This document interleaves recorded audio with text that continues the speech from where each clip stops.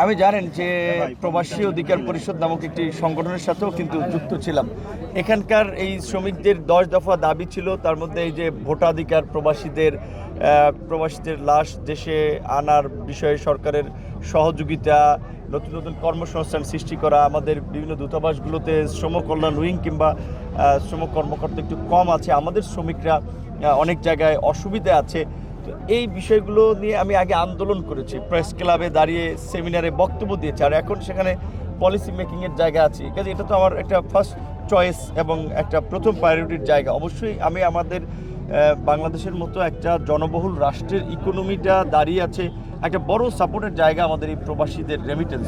সুতরাং তাদের সুযোগ সুবিধা নিশ্চিত করা, এবং আমি মনে করি আমার ব্যক্তিগত অনেক দিনের একটা আকাঙ্ক্ষা ছিল যে লো কস্টে যেন আমাদের শ্রমিকরা এখানে যেতে পারে। আপনারা জানেন যে একজন শ্রমিকের অনেক টাকা খরচ পড়ে, নানান ধরনের পাসপোর্ট অফিস বলি কিংবা যাওয়ার ভিসার ক্ষেত্রে বলি, নানান ধরনের সিন্ডিকেটের দৌরত্ব থাকে কিংবা অসৎ ব্যক্তিদের দ্বারা প্রতারিত হয়।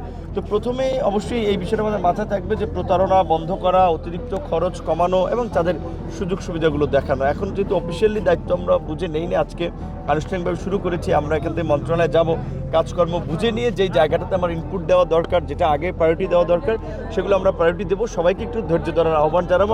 সরকারি দল বিরোধী দল বিভিন্নভাবে প্রতি চ্যালেঞ্জ থাকবে, আশা করি এগুলো মোকাবেলা করি আমরা যেতে পারবো, কারণ আমরা তো চ্যালেঞ্জ মোকাবিলা করে এসেছি। ছাত্র আন্দোলন থেকে ডাকসুর বিপি হয়েছি, সেখান থেকে ফ্যাসিবাদ বিরোধী আন্দোলন এবং ফ্যাসিবাদের পতন আপনারা দেখেছেন। প্রিজন ব্যান্ড থেকেই বলেছিলাম, কিন্তু 90% পতন হয়েছে, 10% ধাক্কা দিতে হবে। তো আমাদের সে সমস্ত কথা তো ফলেছে। কাজে আমরা যেটা বলেছি অবশ্যই সেই আকাঙ্ক্ষা পূরণে কাজ করবে, এবং যত রকমের চ্যালেঞ্জ আছে, প্রকৃত মানুষ সফল যারা হয় তারা চ্যালেঞ্জ মোকাবেলা করে হয়, এবং চ্যালেঞ্জের মধ্যে একটা আনন্দ আছে, চ্যালেঞ্জ মোকাবেলা করে প্রতিযোগিতার মধ্যে দিয়ে বিজয়ী হওয়ার। ধন্যবাদ।